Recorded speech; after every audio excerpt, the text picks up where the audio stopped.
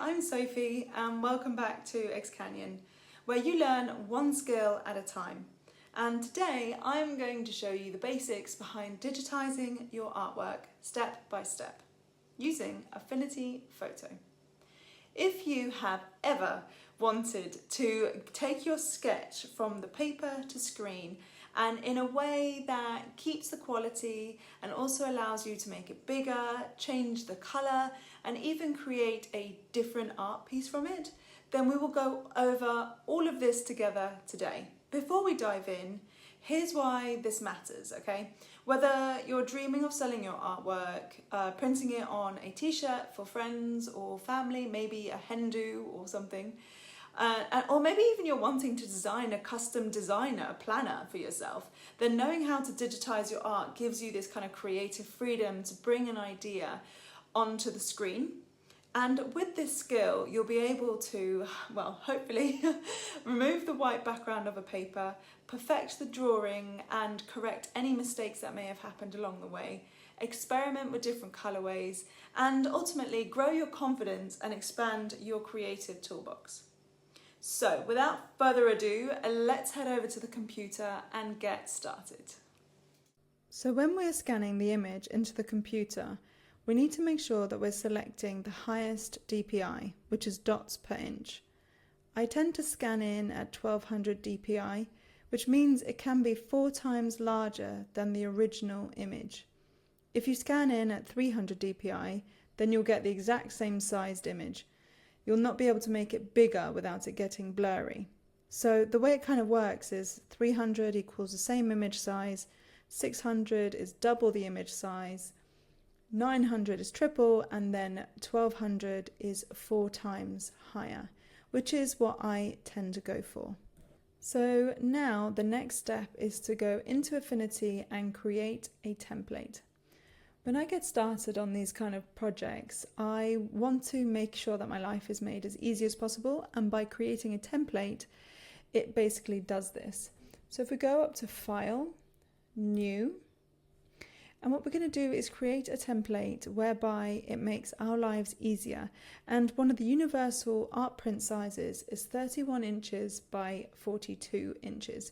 We can always scale this down, but starting off with the correct size to begin with makes our life much easier in the long run. So let's go ahead and make this template. So if you select any of them, as you can see, I've just selected the A3 one. What we're going to do is change the document units. We're going to change them to inches. And we're going to double click on the page width and go 31, and then double click on the page height and go 42. We're going to leave the DPI at 300 because from a print version this is one of the highest. And what I'm going to do is go to color. Now in the color bit you have a little toggle here for transparent background. Tick that on. I like to be able to see a transparent background because what we're going to do is add a faux paper textured layered background within the art print itself as part of the template a bit later. So this is all that we need to do. We're going to go down here to the bottom left and go add new preset. Done. And we're going to call it art template. Leave the category as print, and the icon is up to you entirely, but I like to just go with the page because I know it's a page. And click OK and create. So now this is our template. So whenever we come in, we can just simply go new and select the template that we want.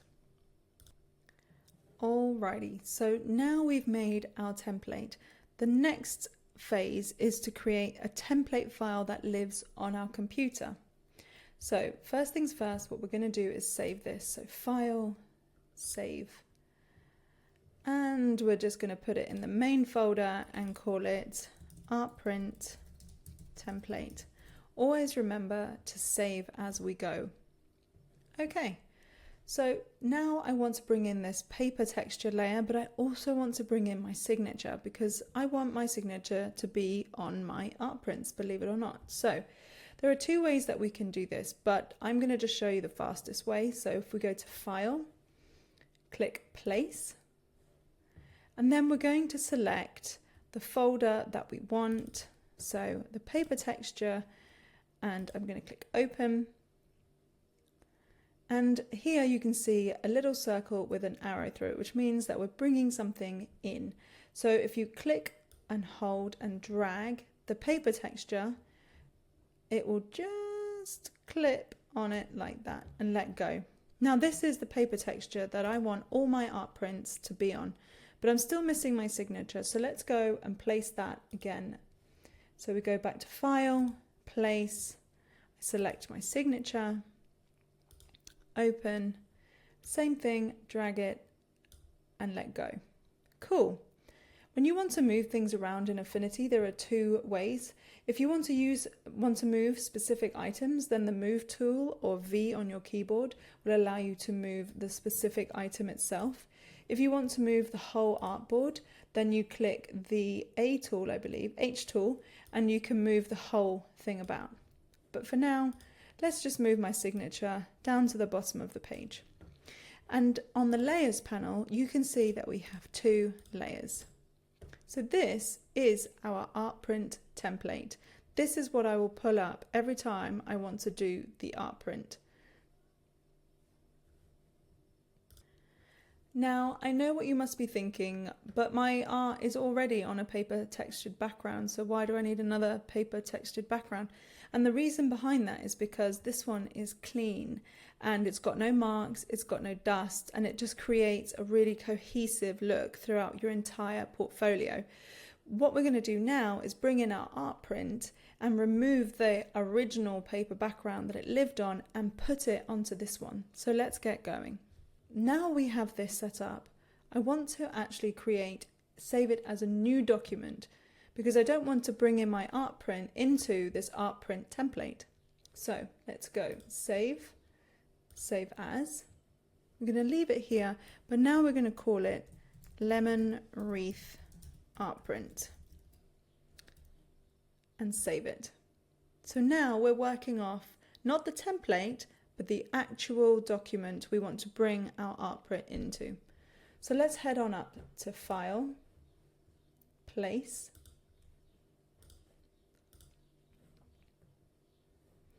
and click and drag again. And this is the image that we scanned into the computer. I'm just going to rotate it slightly to 90 degrees and let go. Okay, I think it's quite big, but I like it that way. It makes it easy to see. But what I am going to do for now is toggle off the visibility of the two layers underneath it, which is the signature layer and the paper texture layer. So now we're only going to be able to see the actual art print itself, or the art scan itself. So the first thing I want to do is actually make this a little bit brighter, because when you scan things into your computer, they get a little bit dull. And I also want to remove the white paper background. So the whiter the actual white is, the easier it is to remove that paper texture from this image. So how do we do that? Let's go over to adjustments, which is this little half moon at the bottom. And we're going to go to white balance. Now, as we have this layer, you can see here there are two sliders. The first slider is what will make it whiter and what will make it yellower if you choose to move the sliders in opposite directions. We don't really want to do that, so we just want it a little bit whiter, so maybe a -4, and that's actually enough. That's really brought out the brightness of the white, and it's going to make it easier to select the white to remove later. So that is done. And what I will now do is select the white adjustment layer and also select the scan to, and what we're going to do is merge them. And that just basically means that you can't undo it, they're merged together, don't think about it again. So great, so now what we're going to do is call this original, or raw, let's call it raw file. This is the original one that got scanned in, okay? So let's go on and make a duplicate, which is Command J, and we're going to hide this one beneath it, because the one we're going to edit is now the one that we've got selected. So let's now move on to removing the white paper background. So I'm now going to rename this layer from raw to original, just to keep my layers nice and tidy. Now, to select the white, what we want to do is go to the flood tool, which is like this little magic wand with a star. It's also W on your keyboard. So if we click this, what I want to do is select the white. So what I want to do is select white. Amazing. So now this has selected the white of the image. And if you look at the top, contiguous is actually turned off. If you were to have this on, it would only select the closest pixel to it that was not touching it, that it would be white. So always best to have contiguous off. It will make more sense when I explain it a little bit later on. So now we have selected the white, but if I mask it, what will happen is it will remove the green and yellow, which is not what I want. I want to actually keep the green and the yellow. So what we need to do is actually invert it. Okay, so now we head up to select, we go invert pixel selection, which now means that it's actually selecting the yellow and the green. I want to then go down to grow and shrink, and basically what this does is just expand the pixel selections on the corners. Let me show you here if I zoom in. So if you look at the moving edge at the moment, the little ants, it's very close to where the picture is. But if I move the slider, you can see here how it moves the edge of the picture further out. But I don't actually want that. I only really want it to grow by maybe 3 pixels, which is practically nothing, but it's enough to give it a little bit of an extra nudge to be less exact. And then after that, what I want to do is feather it. Feather it just basically means blur it slightly. It's not going to be like such a cut out image.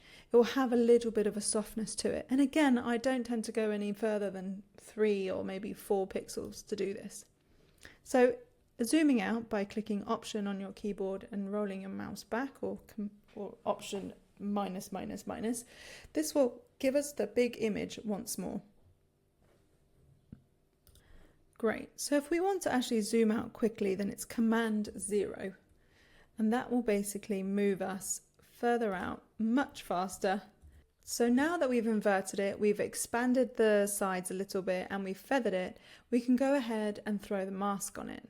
So if you look down to the bottom right hand side, there is a little square with a black dot.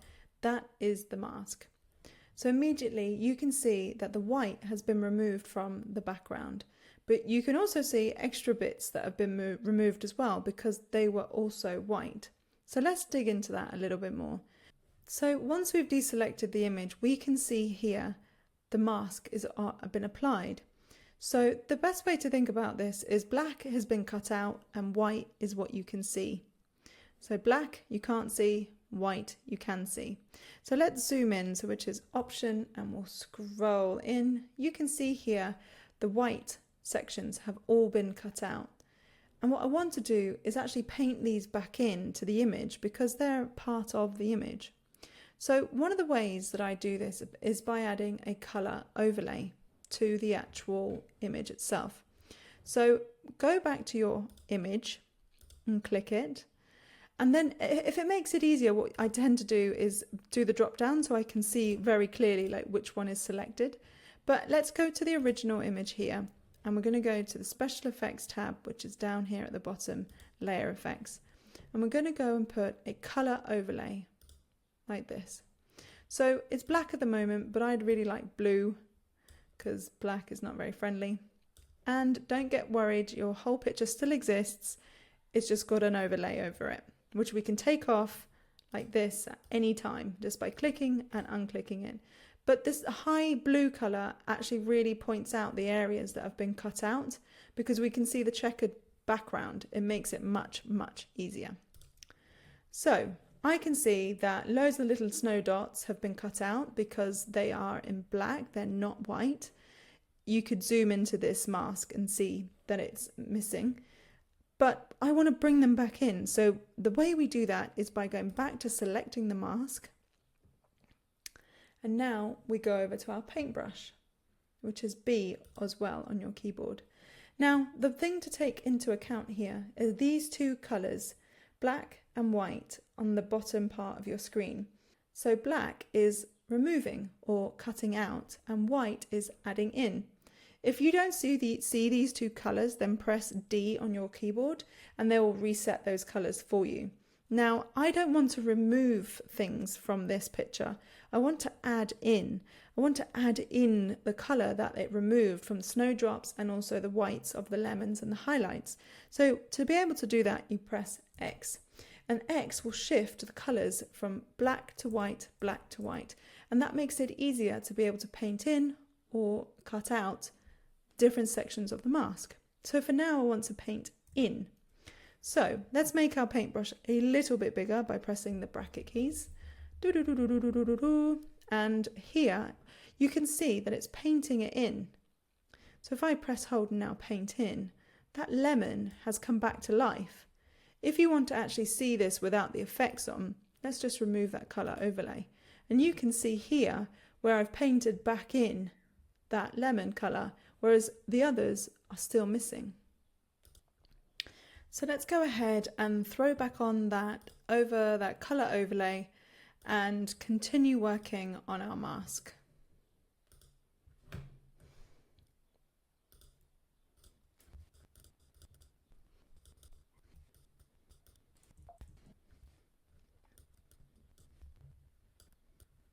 Now, there could come a point where you get to here and you're like not really sure what that should be. So what we tend to do here is again just turn those effects off and see what it is. Now, there could be another reason that we do this. So if we go back to the original image and we go down to the mask, if we continue to have the paintbrush selected and we hover over, we can see kind of where that ends. And this also helps when you make a mistake. So here we can see, okay, that's white. But there are some areas of this, for example here, that I'm not really sure like where the swooshy thing ends. And maybe I want to select it, maybe I don't. But let me make this a little bit bigger for you. So if we make the brush, remember this is to paint in. We can see here that some of it's been cut out, but we can make that decision if we want to keep that in or not. So let's go back. So I'm not going to put the colour overlay on again, but I will continue to just paint these in for now. I think that is all of them. Let me just zoom out. So a quick tip here is really learning the shortcuts. They speed things along. I've actually created a small cheat sheet. You can print it off and have it by your computer to help speed everything along. This did save me a lot of time when I was learning, just because you end up just like quickly, just like click, click, click, click, click. It's much faster. Yeah, I think that is all of them. Now, this is where that blue overlay really comes in handy again, because sometimes in this way you can't necessarily see if there's anything that you've missed. So let's just go back to the original. Let's throw on that colour overlay again. Boom. And just double check the image. I've also noticed that there's a blue line around the outside here. And that is something I want to get rid of. And I will show you how to do that in a second, but already I can see that I've missed a little blue dot here. So let's make sure that our mask is always selected when we want to paint things in or cut things out. So let's zoom in, and make our brush smaller, and we are going to paint this in like that. Okay, I think that is pretty much everything. There's a little bit here actually that I want to paint back in, and even here. So this is a really good example as to why the colour overlay can really help find all these little pieces. Because when you're printing this off at scale, it's these small little details that actually are noticeable. And even if they're not entirely noticeable, you're just making sure that your digitized art print is at the highest possible quality that it could be. Like, I'm not sure what this section is here, so I'm not keen to just quickly just throw on paint over it. So exactly, so this is actually white and I want it to be white, so we can leave that. So the next thing we want to do is ensure that everything in blue is selected. And this is a great way to remove stragglers, such as this blue line from the back, and also make sure that we have selected and painted in everything of the picture that we want. So I'm just going to zoom in a little bit here. And making sure that your mask is selected, we're going to go up to the flood tool, also looks like a little wand, and we're going to make sure that contiguous is turned on.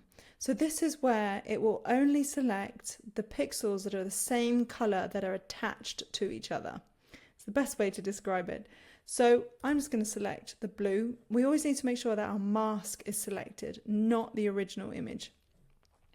So here you can see that this blue line has not been selected, and that is exactly what we want. This is also a great way to get rid of like paint blotches and anything like that quickly. So one thing I do like to just make extra sure of is that I haven't missed any parts of the image before I kind of smoosh it down and rasterize it into one image. So what I'm going to do is cut it. So you can see here, everywhere is cut except for these little bits here. And whilst I'm not that bothered, I kind of want this one. So what I'm going to do is go Command Z to go back. Everything is still selected via the contiguous selection, but I will press Shift. Let me zoom in a bit more. I will press Shift and highlight this little blue one as well. So that's how you multi-select when you're doing contiguous. You have to press Shift and click. So now I think I'm perfectly happy with how much has been selected. I don't want that blue, so that's absolutely fine by me. So the next step is to click on the original image, or you can toggle it together now, and we will click Rasterize. I do not want to preserve the layer underneath, and click Rasterize. And as you can see, that blue line has now completely disappeared. The next step is to get this image out by using the blue one. So what we're going to do is keep the selection selected, which is the little ants marching around, but what we're going to do is turn off the visibility on this original layer. So you can still see the selection selected, it just can't see it. And what we're going to do is turn on the raw layer.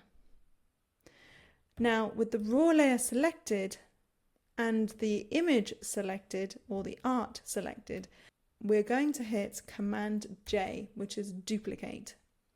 And what that basically does, it puts onto its own layer a completely cut out art print.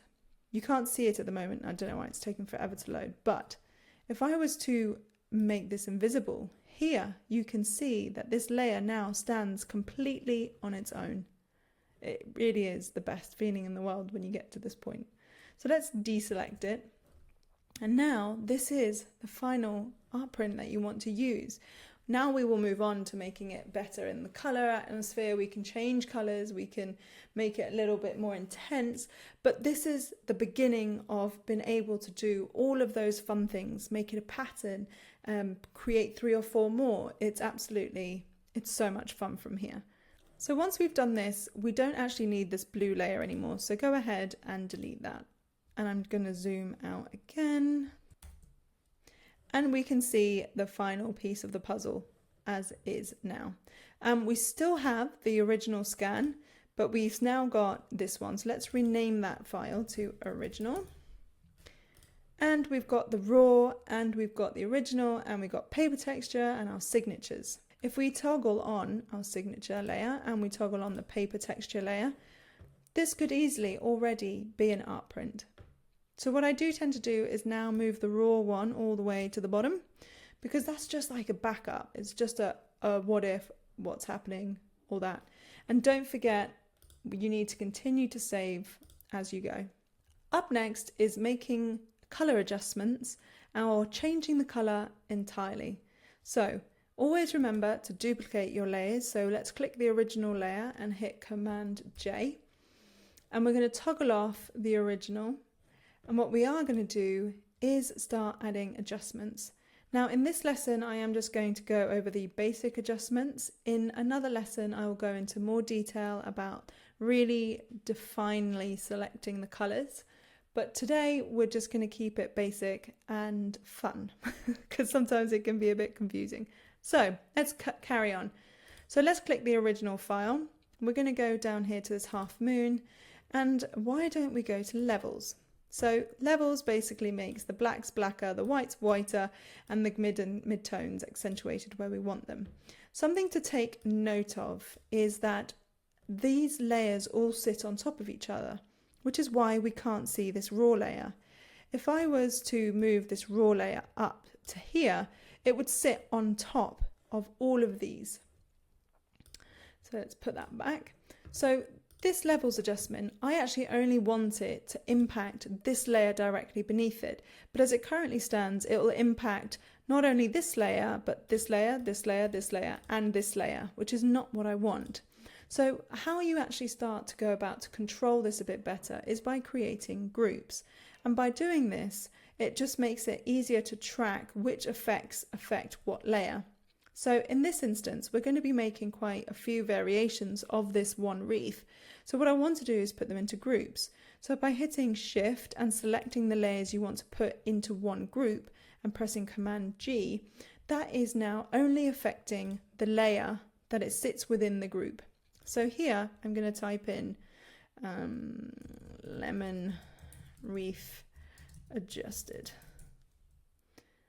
It's not very well described, but you get my drift. So let's go back to the layers. If you've closed the layer panel and you're not sure how to get them back, you just double click on this little thumbnail and that'll bring it back. So now let's take a good look, okay? Just keep looking at the green leaves here. When I move the black slider, see how it's really dramatically changing them, but it's not too much changing the lemons because it's focusing on the darker points of the actual art print.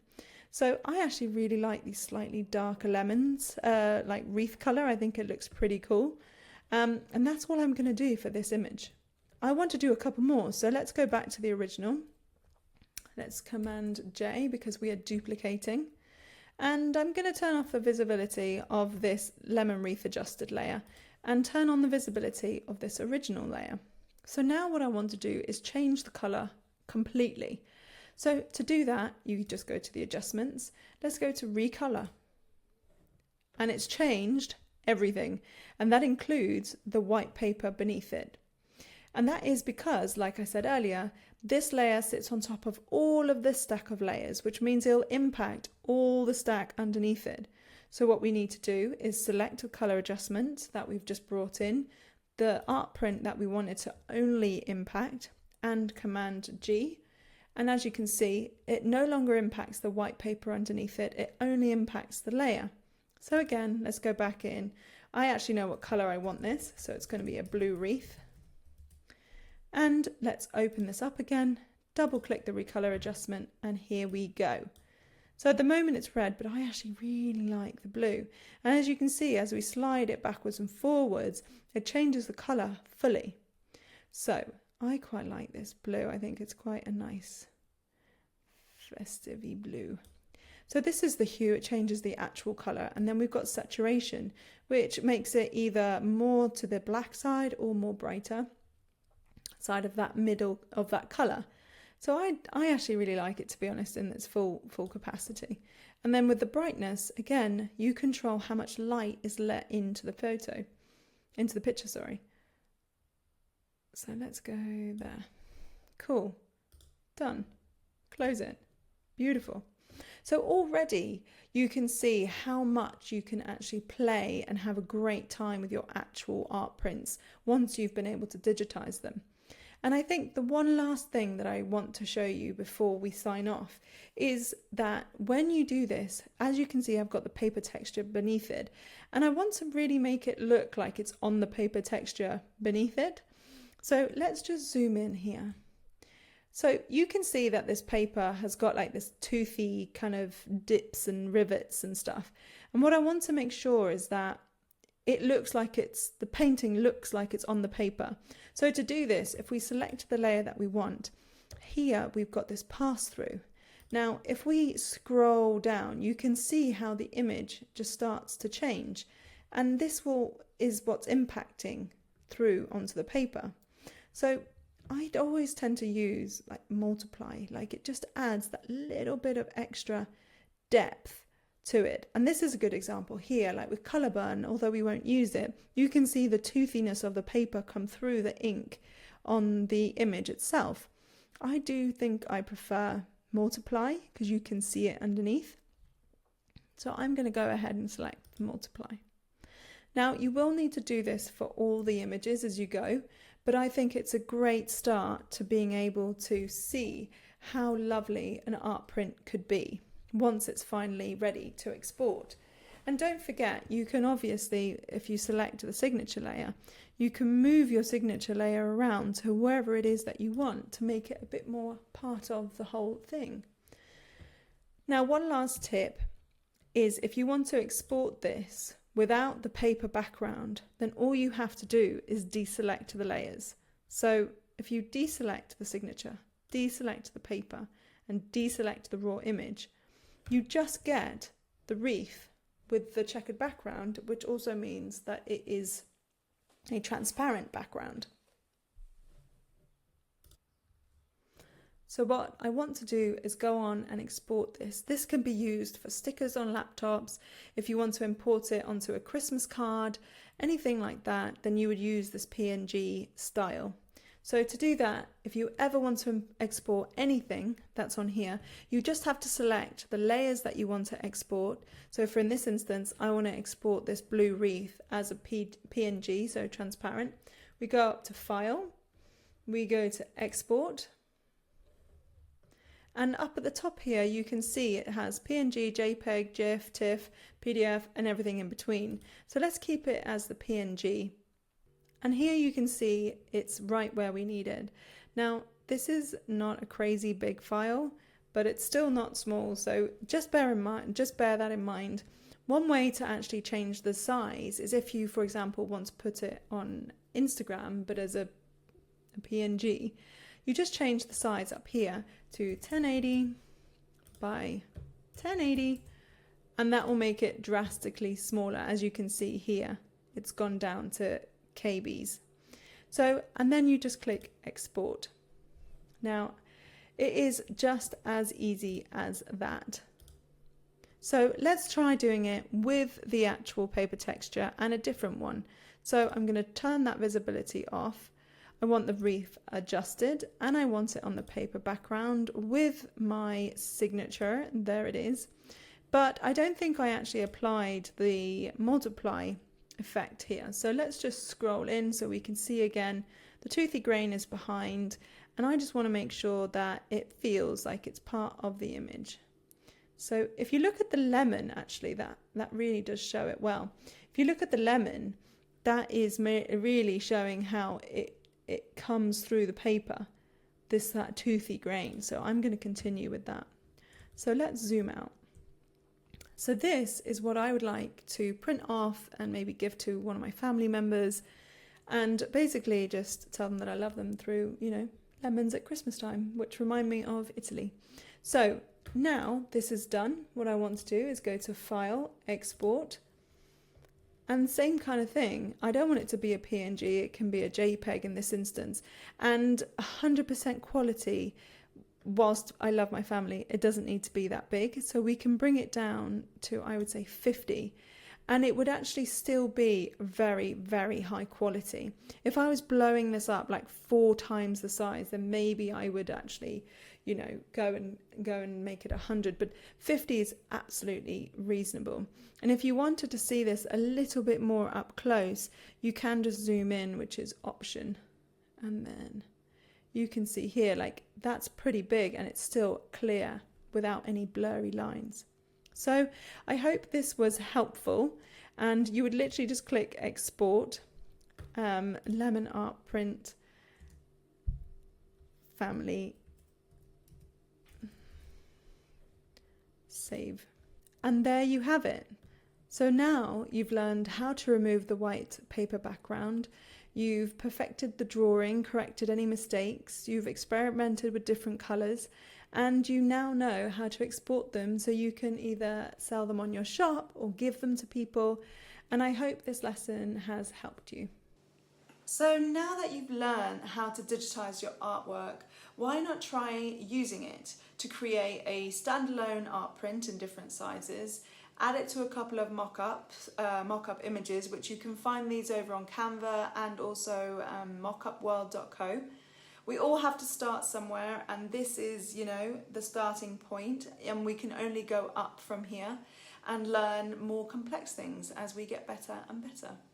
So thank you so much for watching. I appreciate you guys being here.